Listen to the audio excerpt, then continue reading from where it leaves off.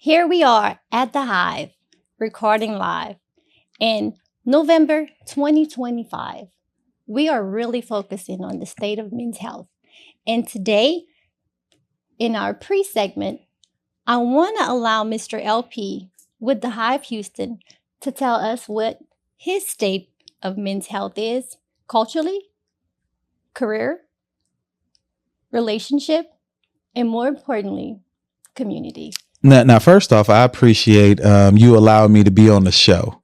Y'all have got some good content, and I appreciate y'all shooting here, one, and two, allowing me to kind of express some things because it is Men's Health Month, and I also think Mental Health Month as well. I think there's a few components of health that we as men sometimes overlook.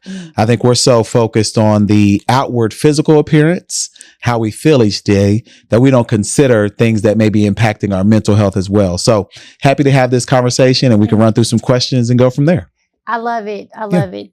And there you have it, you guys, about to hear it live. Again, my name is Stacy with Regal Image, and this is Far From Average Podcast Recording. So first, it's not the most important, but tell me what your analysis on the state of men's health is when it comes to relationships. Yeah, I think most people are in a fear of being alone.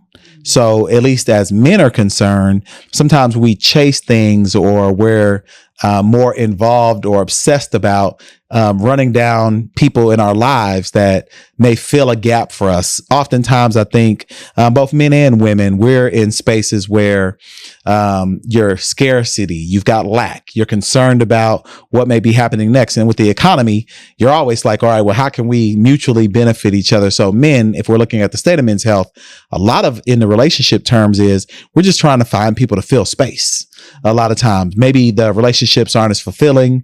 Maybe they're not as full. Maybe there's not as much depth. And it's because we're just in a space where we're just trying to, fill space, make ourselves feel good in that moment. Mm-hmm. And if we feel good in that moment, maybe we move on to the next. And that's a lot of men that I encounter or that I see.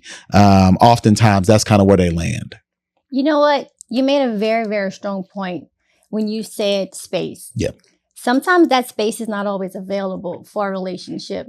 And I think some people really have a hard time understanding that concept, breaking it down, and giving time for it to be filled. So that's a very, very, very good point. Y'all, we have to be able to understand space sometimes may not be available, and it's not always about time. Yeah, no doubt. No doubt. And a lot of it's even capacity, like what we're capable to handle in that real time, what we can do. And then different relationships bring different things out of you. So you might have a person in your life that, requires you to be a certain way, and another person requires you to be another way.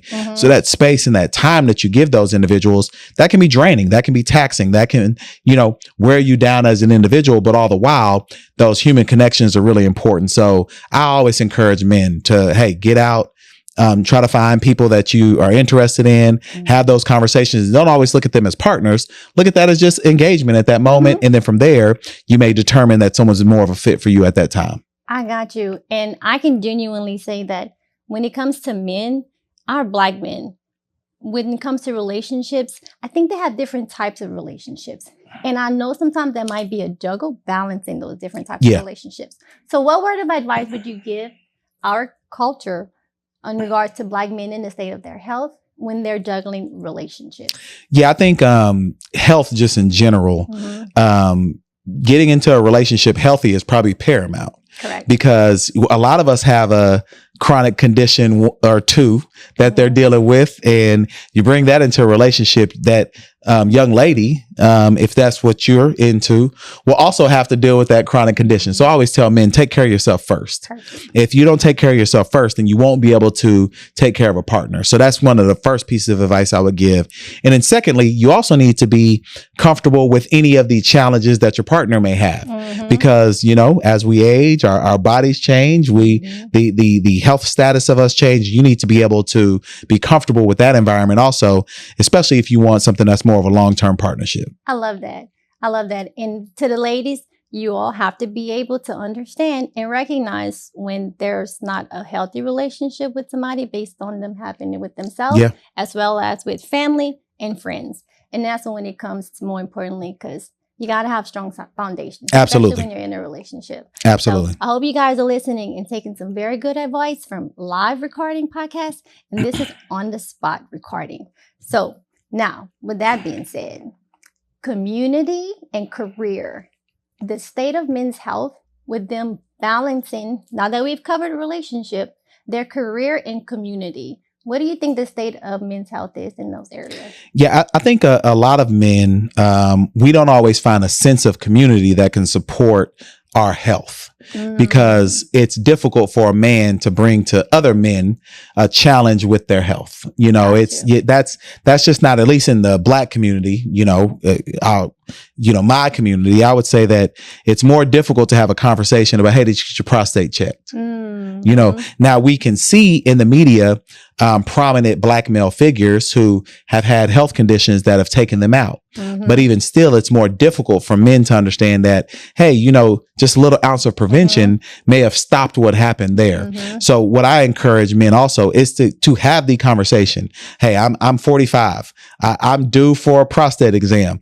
I'm comfortable saying that on camera because I know that may be another brother that says, oh, well, LP's doing it, so I know I need to do it as well. Gotcha. So, but that's not our nature typically. Correct. Because we would poke fun or we would laugh about what's happening. Meanwhile, some of our brothers are dying way too young based on things that if they went to the doctor, 10, 15 minutes could have saved their life. That's exactly right. Yeah. Because that's where the community comes in at. So in the event of them not having good community, the state of their community support, that could affect their day to day. Absolutely. So therefore, they're having trouble focusing while they're at work. Yeah. Yeah. And what I've seen is also, as groups, you gravitate towards the people who are doing things you like to do. So if you've got a group of friends who are healthy, then more likely than not, you're going to be a part of that health journey as well. I love that. But if you have a group of friends who, hey, all we do is, eat hot wings and drink, then that's what we're going to do. We're going to drink hot wings and drink, We're not poking at the ones. Nah, stop drinking. I like to drink and eat hot wings too. I'm just saying that can't be every day. That's all I'm saying. Like it's a balance, especially as we age. It's definitely a balance. I like that. Goodness, because that really brings us to culture. Yeah. I think that overall, that is the nature of the culture of our state of Black men's health. So culturally, including the relationship, community, and career, culturally, where do you think the state of men's health is? And let me throw some career, because I didn't give some details there, but I'll add it to culture. Perfect. We're a hustle culture. Like many of us, there's a show, Pop the Balloon. I don't know if you're familiar with that. Comes on. What happens is, I know a lot of people who have gone on that have been on there from Houston. Yeah. Hey, Houston is a hotbed for that show. But let me explain what I mean there as far as the culture is concerned. Every person who gets up there, they've got 5 jobs. Literally. Yeah. Hey, I'm an entrepreneur. I do this, I do that.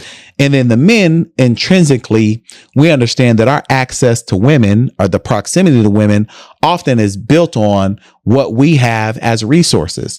So culturally, we're a part of that hustle culture, which then in turn impacts our mental health, which then in turn impacts our stress levels, which then in turn impacts our health. And we don't always think that it may start from that one decision for me taking on that 3rd project or that 4th project. You're like, man, I just hadn't been feeling good. Well, that might be God trying to sit you down for a little while, but you got to consider that. But in our culture, you're not supposed to sit down. You're supposed to work. You're supposed to, there's not a leisure. Now, our Black women, they've learned some more balance. Yeah. They've learned how to take a break and understand that, hey, work isn't everything. There's still some work that we need to do on our side. Correct.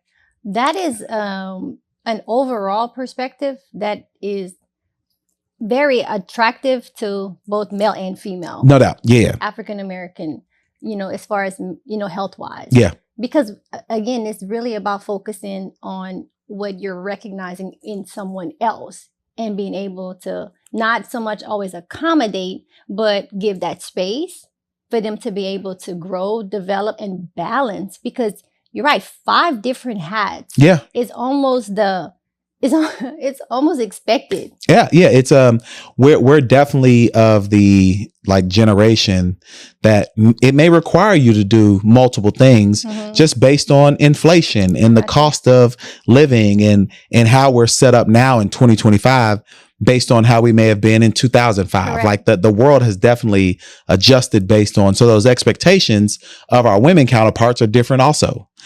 So we have to meet those expectations. And sometimes it's not always stated. It could be more subtle, or you can see it in environments, but once you're down that pathway, it's really hard to get out of that hustle culture. Oh my God. Yeah. We literally just gave a formula to potentially. Understanding the state of Black men's health, especially when it comes to career, because their career may be, I have 5 jobs. Yeah.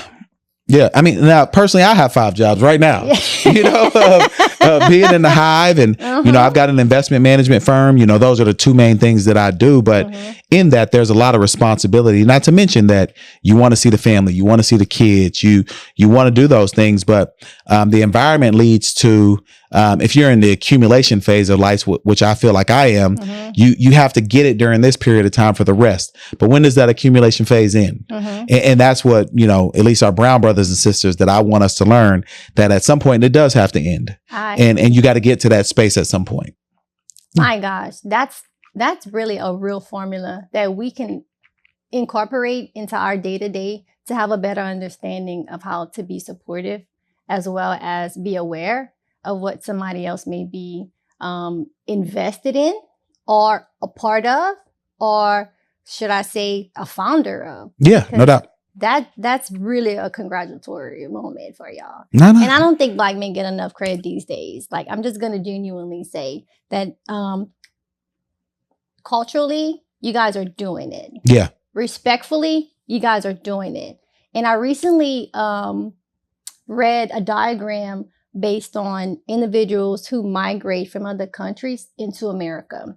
And when, I guess it would be Russians, Indians, Hispanic cultures all came to America with their cultural values. Absolutely. African Americans, well, should I say descendants of Africans who came to America, they were stripped of their cultural values. Yeah. And this is why we have so much influence on the world, and the impact we have globally on the economy is because we have been able to be creative. Absolutely. And if you consider, probably until recently, as we've had more people who've considered America as a dream, a lot of the people who migrated here were the wealthiest of those places. They already had resources. They already had access. They were able to make a decision to come to America, not out of crisis. They came out of opportunity. That's exactly right. And we didn't have that decision. We don't have to go back to slavery. Even if you just take from Jim Crow, we haven't had all the opportunities afforded to us, specifically the Black man. Even as programs are built now, often, and I'll even, I'll throw a bone to our white counterparts. Even the white male is somewhat left out. A lot of our society caters now to different parts. That's why you get the culture of toxic masculinity or bro culture, because, hey, sometimes you feel left out and you're going to make it more difficult for the people that you feel like don't support you. And that's what happens in these environments. A lot of time you get the red pill because, hey, no one's listening to me, or that's what they assume. Meanwhile, the society is set up for them to succeed anyway. But that's what happens in real life, and we got to be able to reconcile that also. Oh my God, because the red or green pill, you live and you learn. You live and you learn. Absolutely. Absolutely. You tapped into it.